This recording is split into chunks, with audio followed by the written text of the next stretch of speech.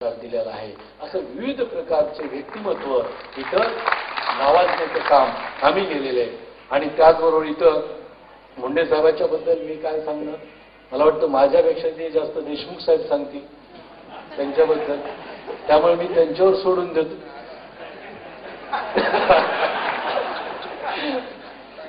नाही, परंतु मी असं कुठं म्हणलं की ते वाईट बोलते, ते चांगलंच बोलते। पण त्यांना तुमचं जेवढं माहिती तेवढं आम्हाला कुणाला माहिती नाही, हेही तेवढं।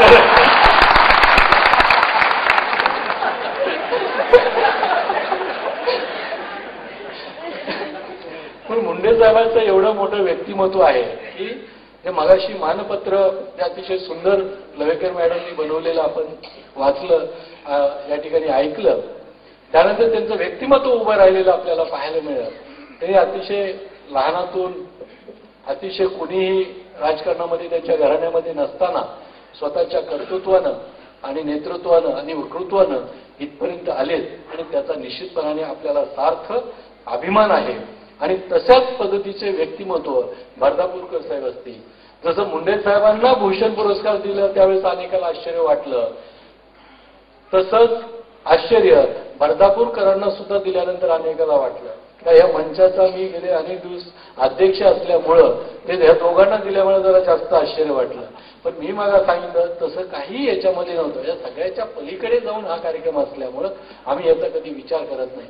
पण बर्दापूरकर सारख्या एका ज्येष्ठ पत्रकारांचा गौरव या ठिकाणी करताना आम्हाला निश्चितपणाने आनंद होतोय।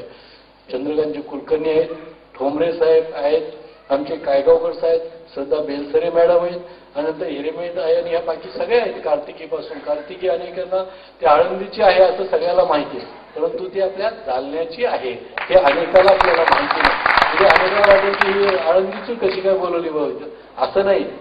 परंतु हे सगळ्या मराठवाड्यातल्या लोकांना आपण गौरवत असतो।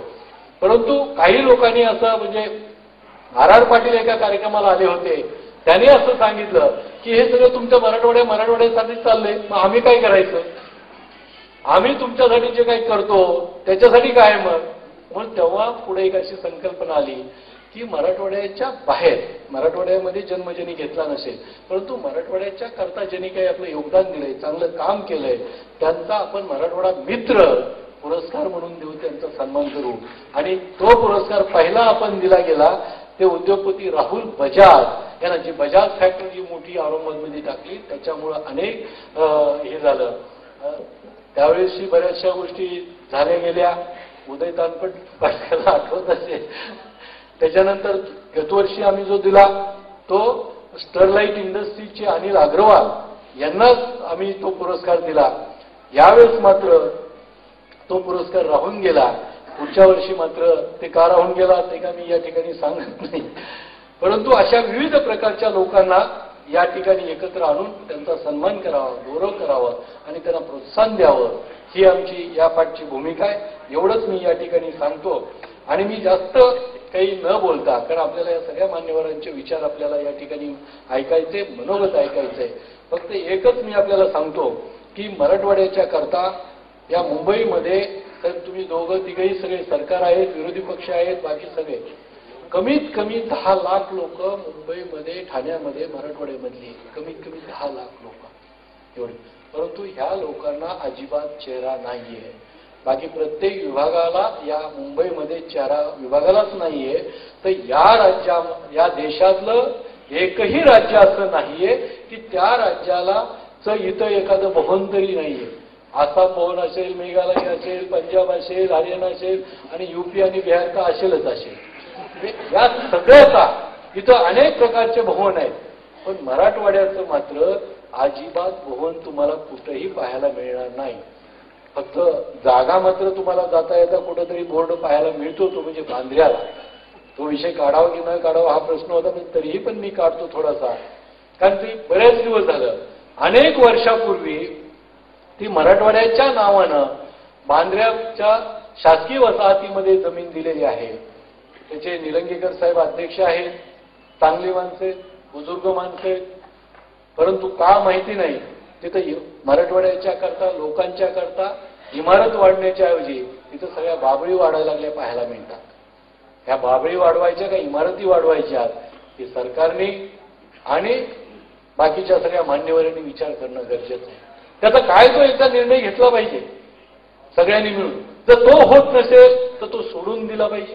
मग दुसरं काहीतरी इथं मराठवाड्यातून लोक विविध शिक्षणासाठी येतात, नोकरीसाठी येतात, अन्य कामासाठी. इथं राहायचं कुठं किंवा जायचं कुठं हाही प्रश्न आहे. आमदार निवास ही एक हक्काची जागा होती, पण तो अलीकडच्या आमदार निवासचं सगळे जे काय वर्तमानपत्रामध्ये वाचतोय त्या ठिकाणी एखाद्या आमच्या भगिनी वगैरे कुठे गेला तर मोठ्या अडचणीच इथे जातात. म्हणजे ह्या सगळ्यात आपण सगळं जर पाहिलं वातावरण तर या आपल्या लोकांना, कारण सगळ्यात गरीब आहे, दुष्काळी भाग आहे, या लोकांच्या करता काहीतरी निश्चितपणाने करावं आपण. आणि म्हणून आपण देशमुख साहेबांना मी विनंती करेल की आपण याच्यामध्ये जरा थोडंसं लक्ष घालावं.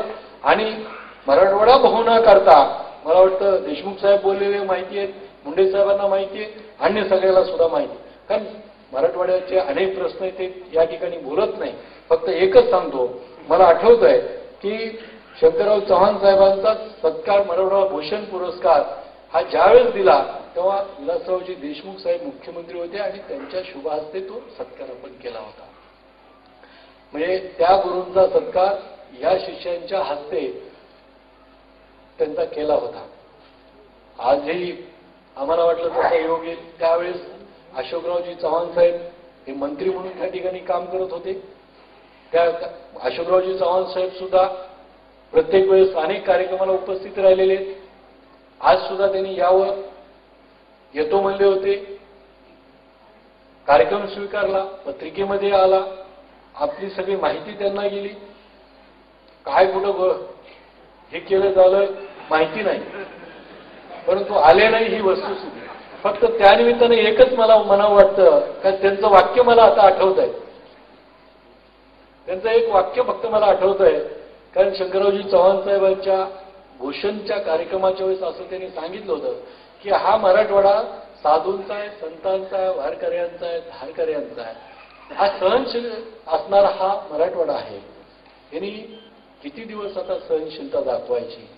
याला रागावू देऊ नका, कोपू देऊ नका.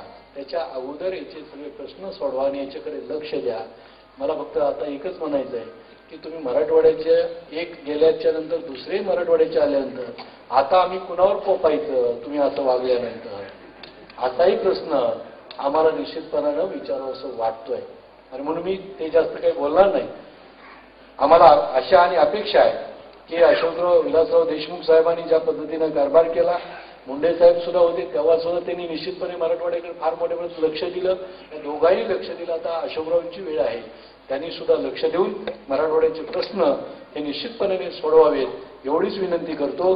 आणि आपण मुंडे साहेब, आपण वहिनी, आपण या आणि आपले सगळे गौरवमूर्ती आणि सत्कारमूर्ती आणि वरपुडकर साहेब आपण या कार्यक्रमाला उपस्थित राहिलात त्याबद्दल मी मनपूर्वक आपलं आभार व्यक्त करतो आणि माझे 2 शब्द संबोधतो. जय हिंद, जय महाराष्ट्र. आता गौरवमूर्ती आपलं मनोगत व्यक्त करणार आहेत, पण तत्पूर्वी कार्तिकी गायकवाड आपल्या सगळ्यांसाठी एक अभंग सादर करणार आहे.